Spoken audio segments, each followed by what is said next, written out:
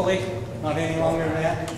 Harold Kane's put together a presentation and some information on Coach Harold Burnett's years at Shallow High School.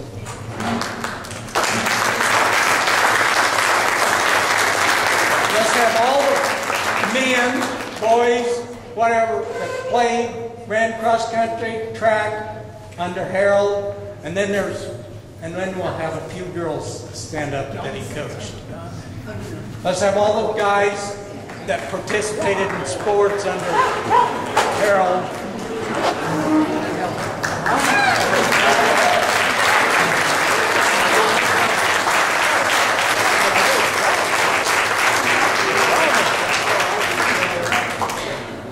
And I think there was a couple of 2 or 3 girls' classes that he coached in high school. So there's a few girls that also played when Harold was coach.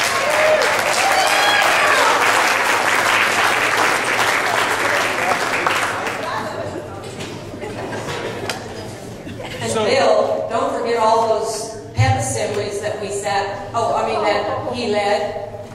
Don't forget that. We were all in on that, right, Coach?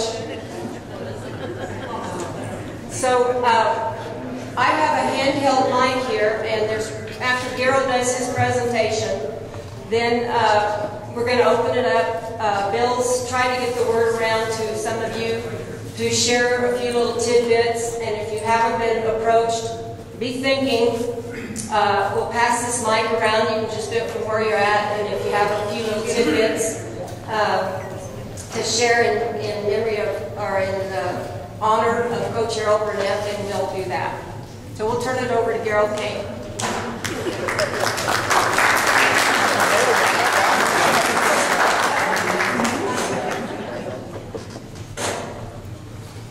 Before we get started, got a couple of things to read here.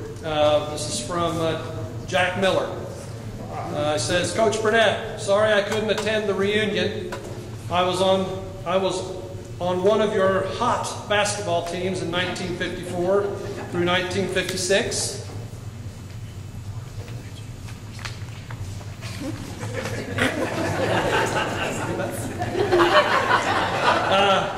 I think in 1955 we only lost 1 game all season and won the WAVL League Championship. This was primarily due to your leadership and fine coaching abilities. Thank you for teaching us to be the best we could be, but to play a fair game. I've tried to follow those rules through my profession as an architect, and it seemed to work. Thank you for your teaching presence in my young life. Regards, Jack Miller, 1956.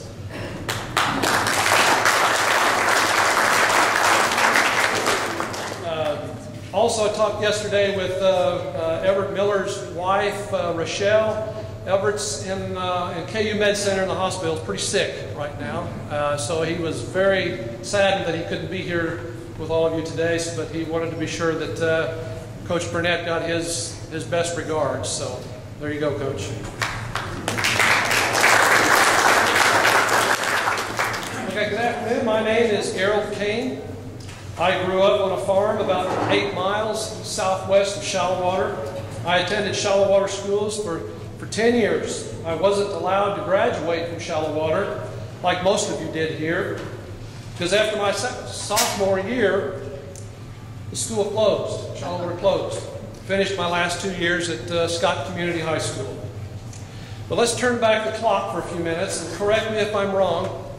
Coach Burnett began his coaching and teaching career at Shallow High School right out of Fort Hays State College in 1954. After coaching for 15 years from 1954 to 1969 at Shallow, a few of us got the opportunity to play for him at Scott City High, where he coached for 2 more years. He probably hasn't ever received the recognition for what he meant to Shallow High School so long ago. Harold, it's my hope that maybe we can accomplish a little bit of that today. Also, I have a little bit of fun at your expense. in our reminiscing, maybe we can make this somewhat of a Dean Martin style roasting, I hope.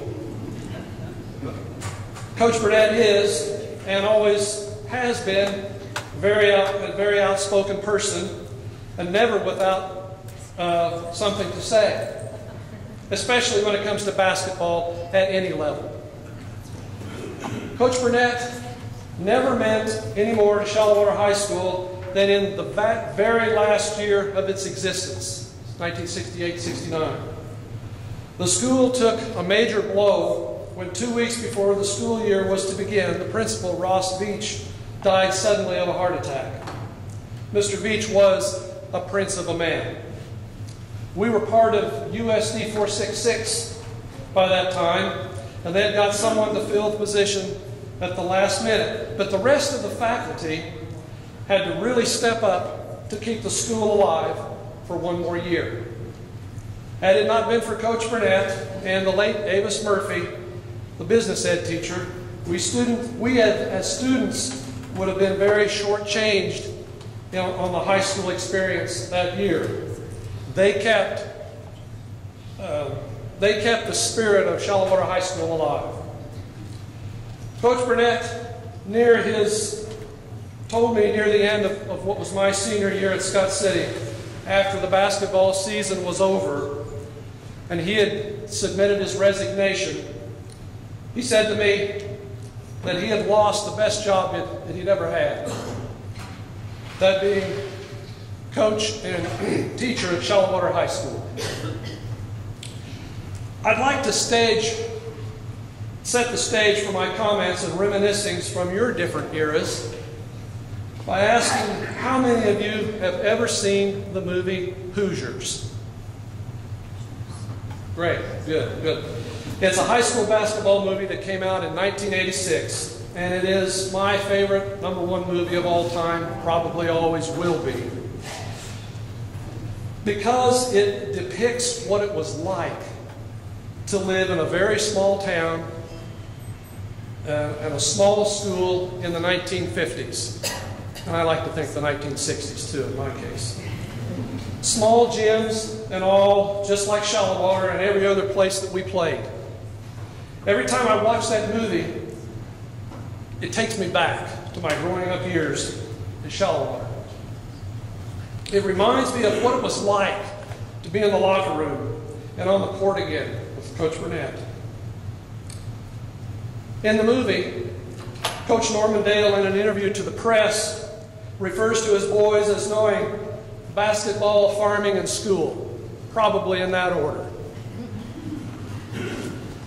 That's what it was like at Shallow Water High.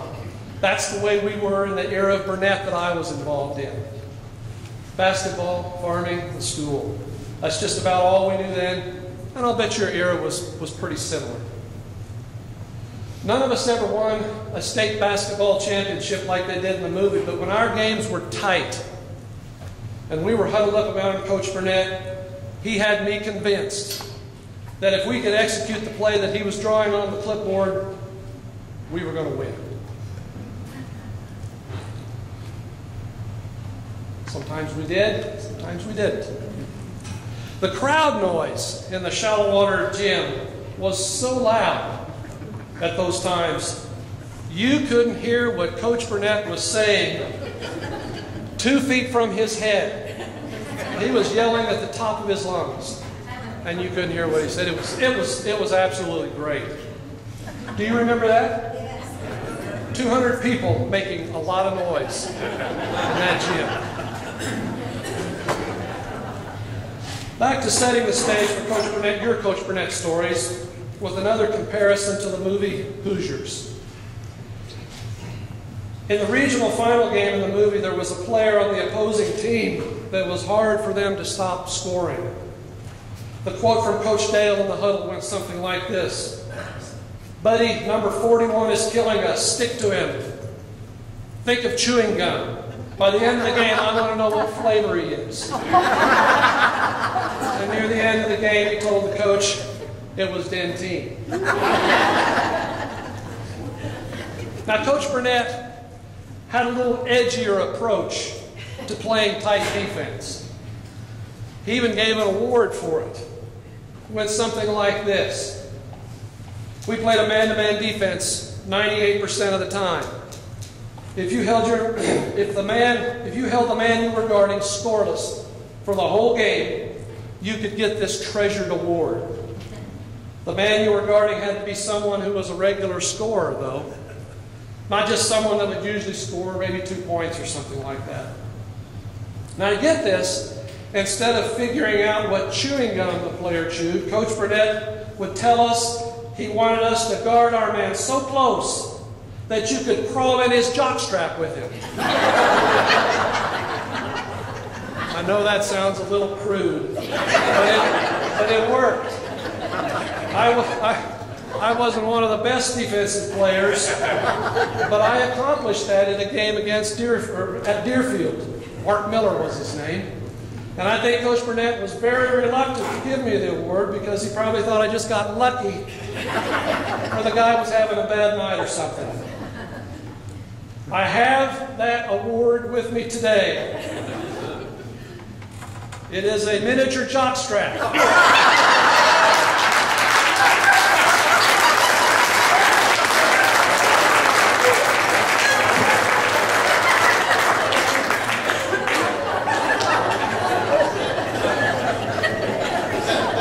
Did he do that in other eras? That's what I want to know. Did any of you get one? I know John Beaton got one. Rod, did you get one?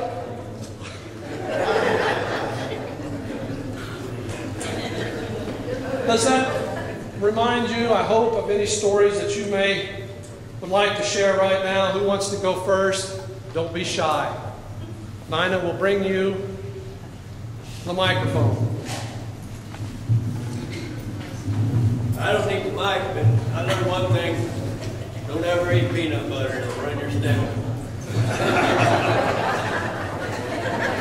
There's got to be more to the story than that. Did everybody get that? He said, don't ever eat peanut butter. It will, what? Run your stomach. Ruin your stamina. Don Van Kampen.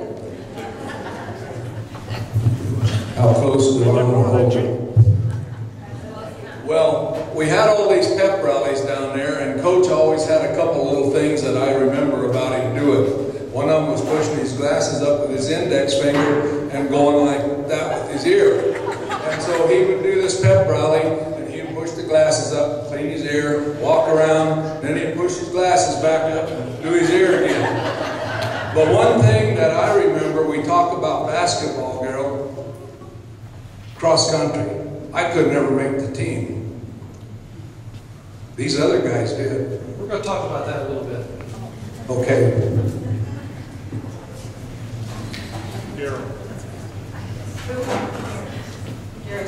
One year we were playing, I think it was Deerfield, in basketball, and Jimmy Wallace and I were on the floor, and they kept running a guard around type deal. And Coach called time, we went to the huddle, and he told Jim, he says, when that guy comes around there, you get your hand in his face so he don't get by you. Well, the first time the guy run around the deal, Jimmy met him there, and he put his hand right on his forehead and decked him. And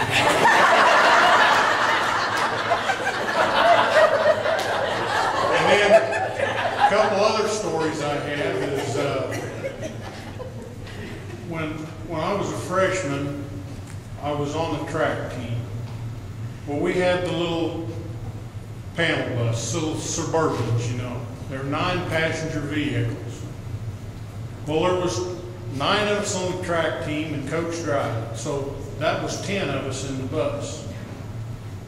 Well, the seat that folded forward to where you could get in the back, everybody put their duffel bags there, and Coach had me sit on them. I had space. And he told me, he says, if the cop ever stops us and goes to counting heads, you get out on the ground and come around on all fours and bite him on the leg.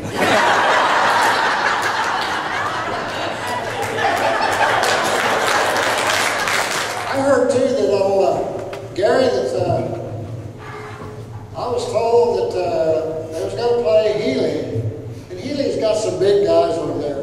Them Genesis boys are about, I worked for a lot of them, they're about 6 inches taller than I am. I was the tallest man on our team when I played. And anyway, so they decided they would get the team ready to go against those big guys.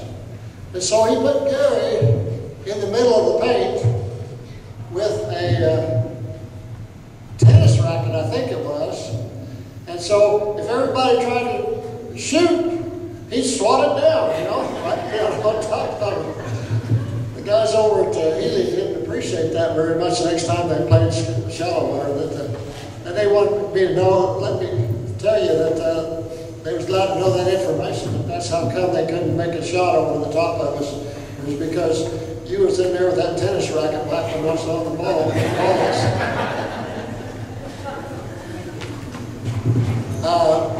I was one of those guys that was signed to play the best guy on the team, you know, as far as defense. But I never got no jock strap. I feel left out.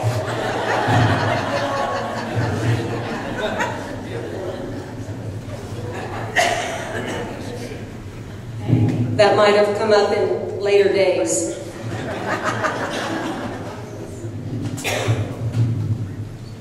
My name is Jerry Bontrager. I was told, you know, if you can think of something, be sure and recall it to mind so you can get up and say something. And I couldn't think of anything until I was talking to a coach, and he mentioned something that I was so nice to him because on long trips I'd sit up in front of the bus and talk to him, keep him from going to sleep. But I do remember how he did work at not going to sleep too. He'd get one of us that was sitting up front to drive the bus for him, and he'd get out and he'd run down the highway on the shoulder, and we were supposed to follow him down the road, and the bus with the lights flashing. And when he was awake sufficiently, then he'd crawl back in the bus. On the road we go.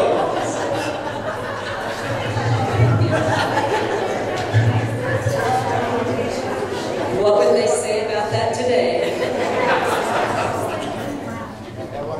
They can't hear you. Can you hear me now? Yeah.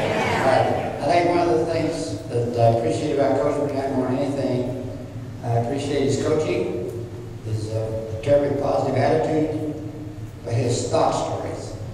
And if you ever rode into a track meet or a ball game and he gave you a thought story, it took most of us the whole trip to come up with the answer. And I hope that all of you had a chance to hear some of his thought stories. I tell them all the time to my friends and customers and my kids, because they make you think. Thank you, Coach. Give us an example.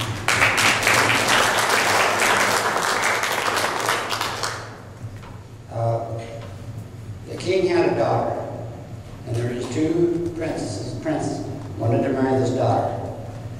And the king didn't know how to decide who to choose.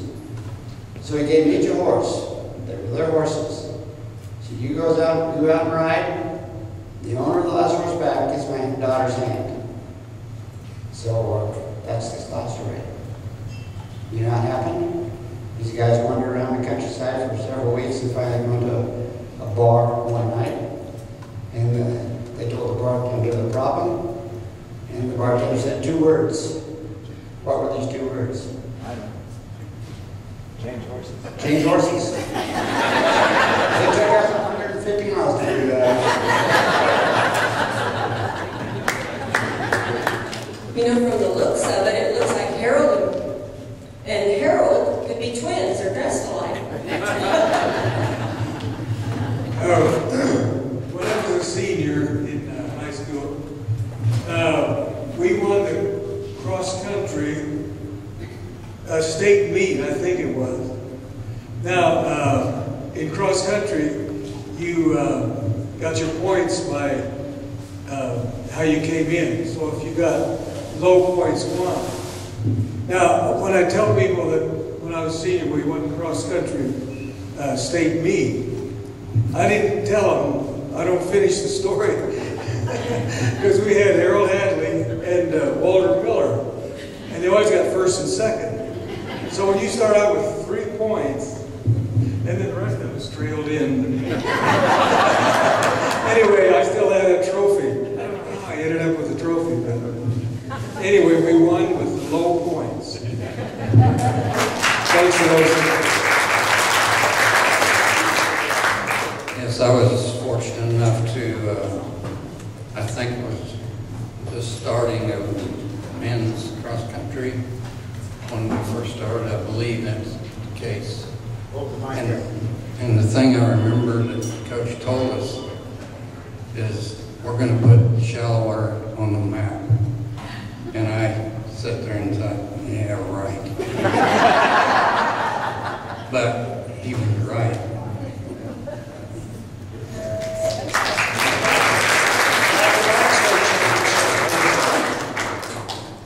Back to cross-country state championships. 2 years. While you're thinking, I might mention I have compiled Harold's 17-year coaching record with all the game results and pictures, mostly from the yearbooks from the different years. If you're interested in anything like that, see me after this is over. We'll see if I can get a copy. They sell for $17.95. You get it for free.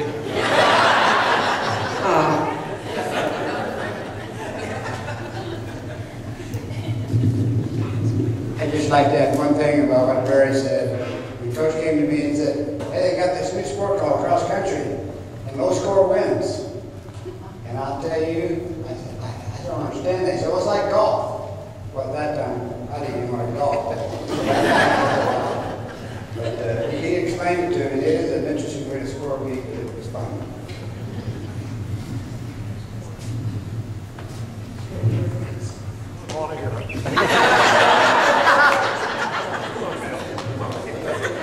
Bill Miller said we wouldn't want to hear it, Coach. Put him on the spot. Well, he started coaching our grade when I was in the 3rd grade. So he taught us all the way through 12. And he really gave us a real appreciation for the game of basketball, and I enjoy it yet today. And I see those two after the games here at Scott City and the state games that they've gone to, sitting back there and talking about what should have been done, and how it was done. And so remain great friends. Who's next? We were sophomores, Gerald and I, and we played a team, I believe it was McCracken. We played at McCracken. And it was the only game that my oldest brother, Richard, I think ever got to see. And we got beat 38 points.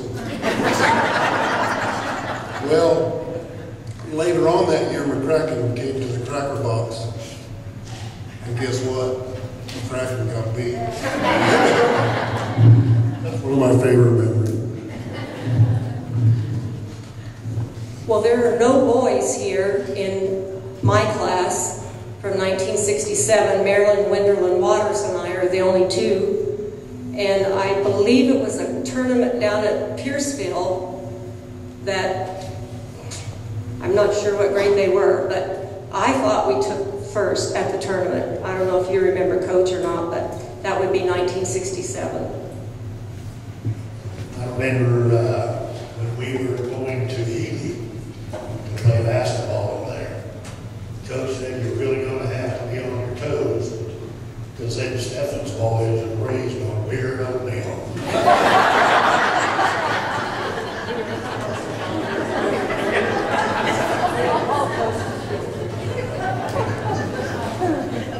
And I also remember the game that Rod was talking about when they played McCracken. My granddad was out there, and he said he would never go to a ball game out there. It was so noisy, he didn't ever want to go back.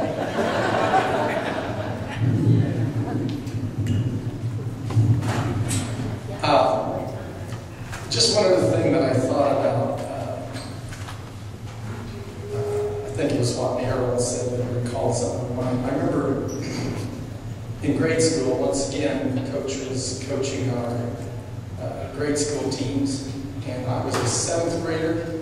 The first year we ever played High Plains, which was a little country school about 15 miles north of Leo. We went over there, and they put a full-court press on us, and we had never seen one. We pretty well got blown out. So they were going to give us a return game, and they came back to shallow water a couple weeks later. And this is something that I will always remember, that when Harold said about that when he told you something, and, he drew out a play for you, you could almost bet if you did it right, you were going to win the game. And for the next 2 weeks, we started out by literally standing out there and him pushing, setting you right where he wanted you on the floor. And then we had an offense. We were playing defense, and we had an offense that you would just walk down the floor, and he would be positioning everybody as you walk down the floor. Now you got to remember, we were 7th and 8th graders, so maybe a little slower than high school kids here, but by the time the High Plains came back to play us, we just ran off and left them. Because Coach taught us a defense against an offense that an offense against their defense that we had no comprehension about before we went and played them the first time. But I remember after that I always felt like we probably had a coach that could out-coach most other teams' coaches, because he always had a good, solid plan. If you just listened to him, you could implement it, just as Harold said, if you implement it correctly, you could actually win a game. And I saw such big differences in some of those games that Coach took us young kids and taught us something completely brand new. And thank you, Coach. Amen. For instilling that confidence in us as we were young kids.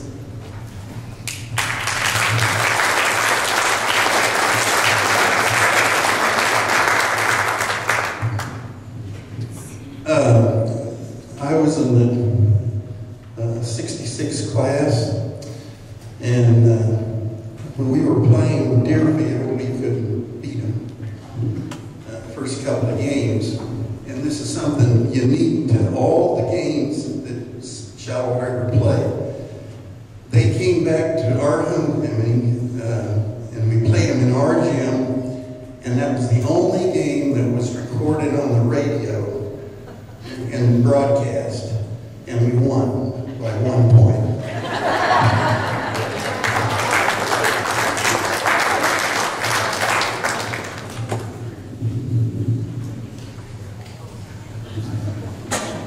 Anybody else? Bill's going to cut us off. No, I'm not. No. I got a couple of memories. I got to think them out. But I don't remember who we was playing. But I think I had 3 or 4 fouls in the first quarter. Harold calls timeout. Says, Beaton, you don't quit your fouling, we're going to lose this game. I think I played the whole rest of that game without getting that 5th foul.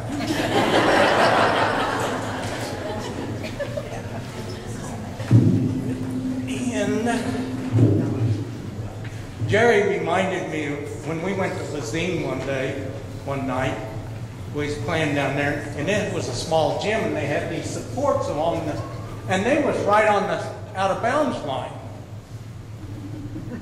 So I'm dribbling down the floor, and somebody comes up, so I switch over to my left hand. Well, it just happens that post was right there, and hit my hand, hit that post, and I went right on down the floor. The only people that hollered was the people up in the end of the gym that seen what happened. The refs missed it.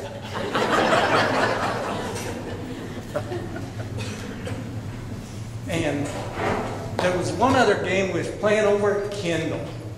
And they had this big old buck kid, about 6'4", 250. And they had a littler guard out there. He's only about 6 foot. And they was just feeding the big guy. So in a timeout, he says, Beaton, you just get in front of that kid. You don't forget about guarding anybody else on the floor. You just stand in front of that kid. Well, it worked. I intercepted 1 or 2 passes. And then the third and fourth one, that kid outside, he just threw them harder and harder. Because, you know, I weighed a little more than I did then. But not a lot, but I think I was only about 120 pounds then. And when he just rear back and throw them balls in there as hard as he could, and it was all I could do was to catch them. It didn't matter what. They came. And I think we ended up winning that game.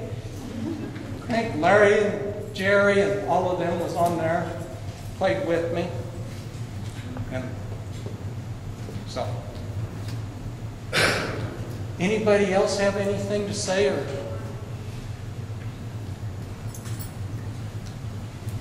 Gerald's got another comment.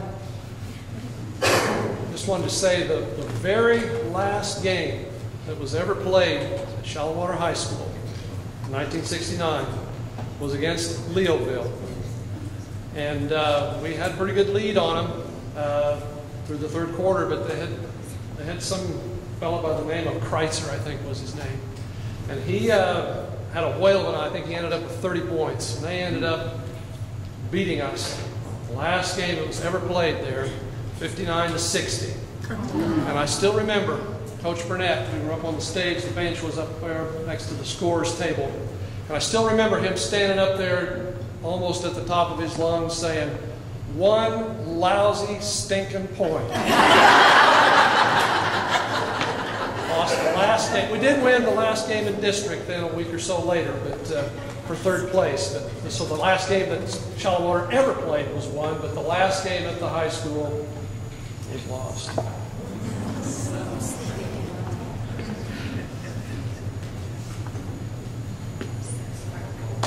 Anybody else?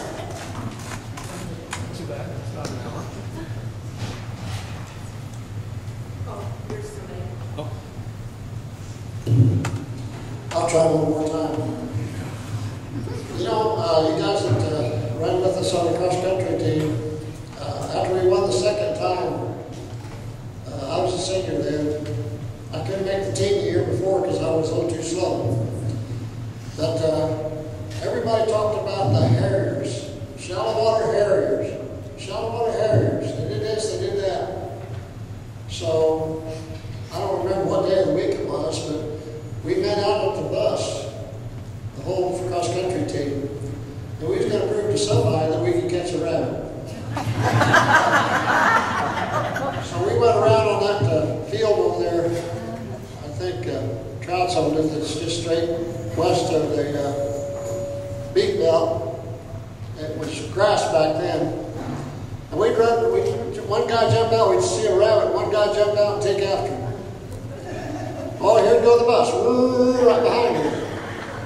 When that guy got kind of tired and started slowing down, somebody else took down the bus and went after him again. And we did that till the whole team went around once at least. And the darn things would run down a hole. So then we'd have to go find another rabbit. And we'd chase him some more, and we'd chase him some more. And finally after the third rabbit went down the hole or something, I went and got some barbed wire. And I made me a long crank. And I went down that hole and I drug that rabbit out. I heard Coach say afterwards, I don't know what in the world I was thinking of. You know, I had the best cross-country team probably, at least in the state, maybe in the nation. And I had them out there chasing the darn rabbit. What would have happened if one of those guys had stepped in a hole and twisted an ankle or broke a leg? Man, would I ever kick for that? Coach doesn't like to watch basketball very much. In recent time, I went over to his house and he has his TV broke up into 4 different games. All of them going at the same time. And he's recording every one of them, and I don't know how many others he's recording besides the 4 he's watching. And his wife now is just about as crazy about those basketball games as he is. And it's quite interesting to watch him. Coach was kind of a mentor for several reasons. One was he loved guns. And so every time we went to a game, we had to talk about guns and things like that, you know, shooting and stuff. And after we came back here 30 years ago, I was kind of disappointed that he'd given his guns away to his boys. But recently, he's had a change of nature. Now his wife has a bunch of guns. And he's got one over there that's good enough for anything in Africa. And I don't know how an old man can shoot that sucker, because I don't know whether I'd even dare look at it. It's a 375 H&H, but anyway, it's a big gun. You know, Coach taught us a lot of good deals, I think, good life lessons. I never did get a jock strap. He did feed us a lot of orange tablets in the wintertime, trying to keep us from getting colds. And Mom and Dad just thought that was terrible, that somebody would be feeding us orange tablets so we wouldn't catch a cold. It seemed to work pretty good. Anyway, I've enjoyed the years I've worked with Coach, and I still work with him now today on his little projects and such. And he's been a good man. He's been a good leader for me and a good example for me through these years. And I'm thankful I had the opportunity to play with him. I did know when I went to college, I played on the intramural team, and we won the Independence. But I didn't get to play much, because from the time I went from a senior to a freshman in college, I couldn't believe how slow my hands got. If somebody got a ball and I went for it, where I used to be able to steal it, man, I slugged the crap out of it. Coach, it's been a good run.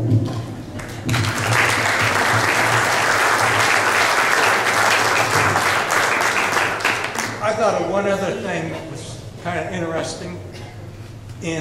I was senior in '68, and these girls over here in '69, they was pretty much the basketball team, because, well, there's Judy and Debbie in my class. But anyway, these girls, he wanted them to anticipate a little more on defense. So he got Jerry and I, and Bob, I think, to run offense to teach them how he wanted them to play defense. Well, as you might guess, the first 3 or 4 plays we run was easy layups. So he coached them a little bit. Says, you get to moving. You got to move faster. Well, you know, they got to the point where they slowed us down some. That wasn't a layup ever last time. But so, you know, that's got to have that experience, and that difference in speed makes a lot of difference on coaching ability, on coaching and getting people to learn to move, to play defense. So,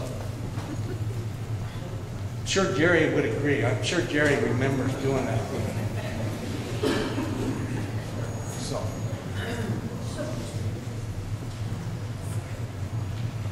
We're going to wind this down. Anybody got last comment?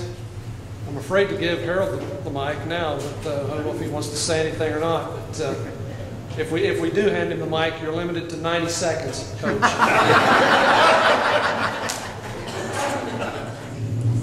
Anyway, I don't remember most of those things. But I do want to remember one thing.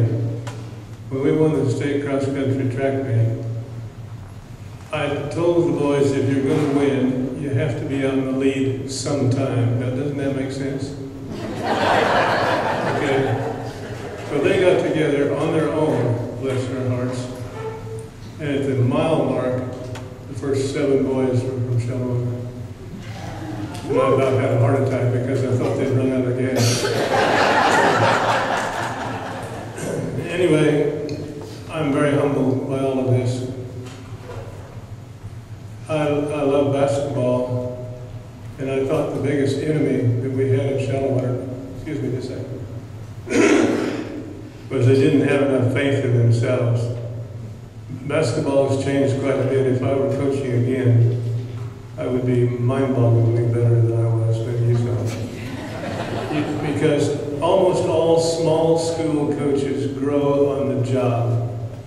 Coach O'Neill up at Scott started out not so whippy, and he's one of the best in the state now. He's still growing on the job. I was growing on the job at Scott. I didn't enjoy coaching at Scott. There was so many, basketball practice to me is sacred. And there were so many things going on in the gym. Gerald, you know what I'm talking about. We had the band, and we had the wrestling, and we had people going through the gym. We had cheerleader practice. And you couldn't, it was noisy as a ball game. Anyway, it has been a pleasure to coach. And like I say, I thought the biggest handicap, you know, they say that I've made them believe that if they do this, they win. I thought they didn't believe in themselves enough. Went to Scott, and the Scott people were critical, which I couldn't care less. No, really. But if I wanted to see Shallow play, I went down to Shallow. The problem was, not the problem, but the thing was, that the Shallow boys were so much better fundamentally than the Scott boys. Scott had won 1 ball game the year before I went there, and 2 ball games the year before that. And here we got enough winning probably close to 70% with Shallow boys. And the Shallow boys didn't think that they could beat Liberal and Garden City and what have you. I did. Anyway. Now, back to cross country. Well, let's forget that just temporarily. I saw a movie one time. I don't know what the name of it was. It was about African mau-maus, or however you pronounce it. And the bottom line was, it was, by the way, it was the first movie where they had 3D glasses that you wore. So some of you may have seen it. But the bottom line was, what they were trying to do is change these African people, and they messed them up. And the bottom line is that whenever you try to teach somebody or change them, make sure that you're telling them something of value. I make no excuse for the offenses that we selected. I'm like the Japanese. I copied and tried to make it better. We used an offense that, of course, we didn't have a 7-foot postman. It was a problem. But we used an offense that had won more national championships on a collegiate level and on a college level than any other offense of all time. And I have a grandson that's coaching now, AAU ball, and they made it to the finals in Las Vegas last year. And their offense is entirely different. This is for the guys. We use ball screens. The ball was involved in our screens. All of his offense is a no-post, non-ball screen offense. If we would have used that as an option, it would have been something. The problem was everybody played as his own. Anyway, now, I ran into some criticism coaching the girls. And contrary to what the girls thought, I thought they were great. They thought I was kind of tough. If they think I'm tough, they ought to go to one basketball practice at Wichita State.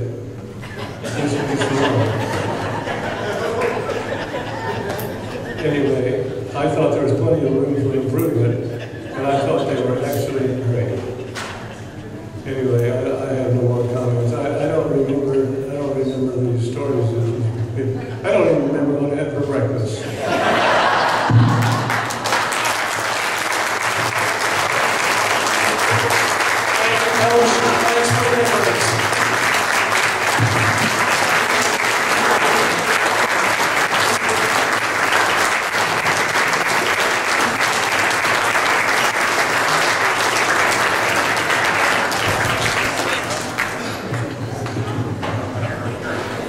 Hey, Bill, I think it would be good if we...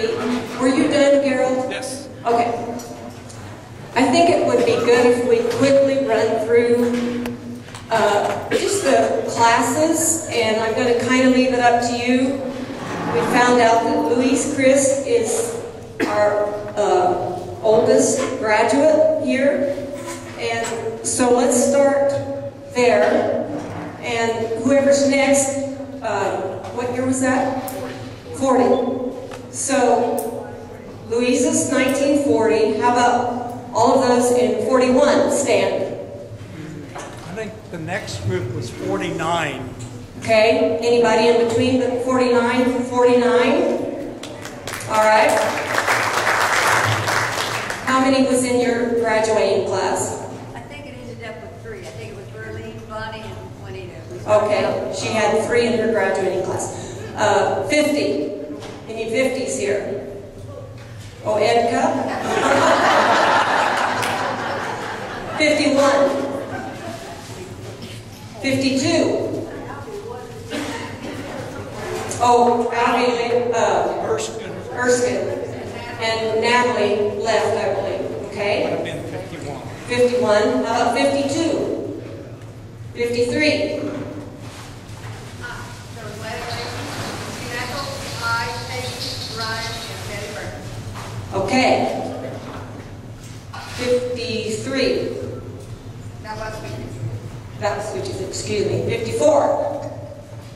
55. 56. 55. There was 5 in our class. 5 in Ada's class. Richard Wheeler, Ian Bontrager, Bob Digg, I, and Mabel Hall. Okay. 56. There were 10 in my class, and there were 4 girls and 6 boys, and I'm afraid I won't remember all the names, but we're all gone but me. I mean, they're not here. They're somewhere else. Was that 56? 56. 57. 57. Leon Betts. 9 started out and 8 graduated. 2 boys, 6 girls. Okay. Do you know how many still living in your class, or are you keeping track? Not for sure. Charles Reed, that was the only boy, and I haven't heard from him. But he was in the last I heard. 58. 58. We have 2 here. 5. How many was that? 5. Mary Bell. I go back with. They had 5 in their class. Yeah, Larry. Larry Moeller, Mary Bell Buckley, Mary Helen Hart. Burnett. Elliott. Okay. Oh, okay. Okay. Now what was your together? 58. 59. Okay. 59. 60. Back over there. 61. 62. 63. All here. They were the ones that were begging to be drawn attention to because they're all here.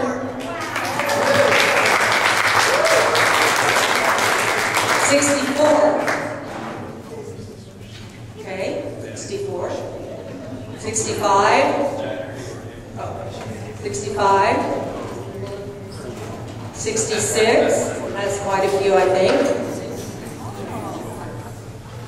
67. That would be Marilyn and I, and neither one of us graduated from Shallow Water. 68. There's 3 of us. Plus a couple of went most of this. 69. And that was our last class.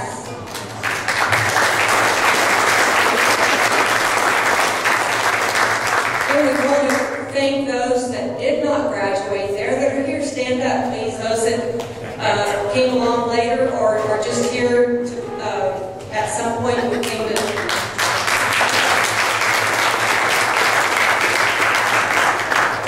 Okay, I think that's it. Do you want to have another one in 5 years? Yes.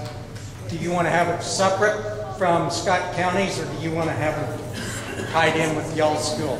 There's a few of them.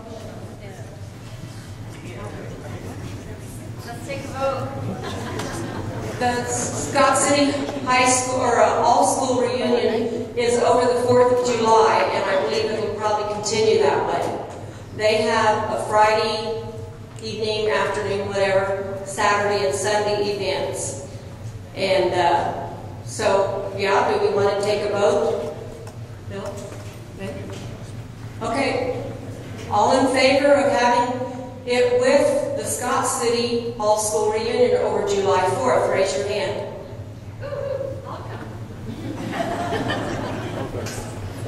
It looks like you lost. All in favor of doing our own at, I assume, this time of the year?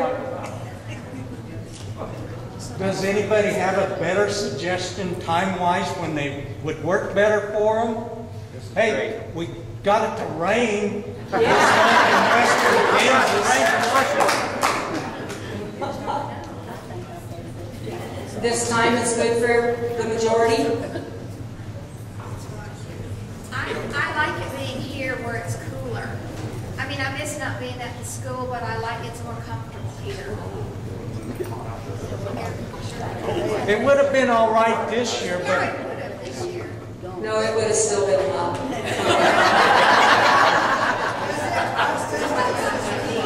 Pardon me? Okay, the cost for using this church is only $25. I'm a member here. That is only for custodial fees. They'll be in about 5:30. They came in and unlock the doors, and they have to move the tables and chairs for something that's coming up Monday or Tuesday. $25 is all we had to pay for that. I forgot to tell Bill I did have some bills, Bill. I got the cinnamon rolls and some paper goods, and then, well, we have to keep eating. There's going to be a snack later on. So we have that in on the cost of that too. We will repay me, right? Okay. thanks everybody for the checks you sent to me.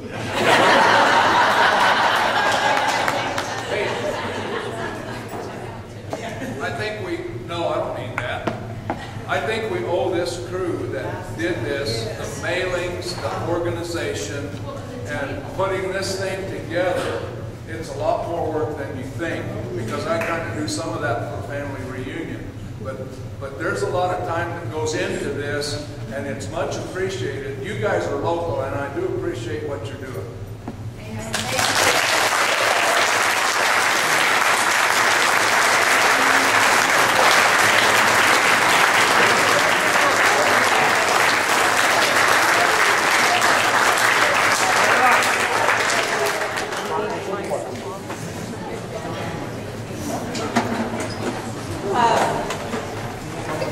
Yes. Any volunteers? I think Bill maybe read some officers or something on there. I don't know what happened to that, but any volunteers to help on the committee next in 5 years? We can appoint.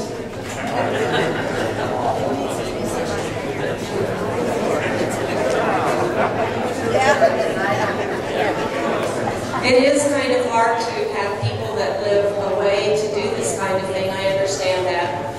Bill does a great job. He's got all that information in his computer and he keeps up on it very faithfully. He's got some good daughters that work for him in the office. I think they help a little bit, right, Bill? Right? Yeah. So, and I just contacted the caterers and they took care of the food. And I don't know, I guess we'll just meet at the Pizza Hut in 4 years and 9 months and see who's going to do this next time.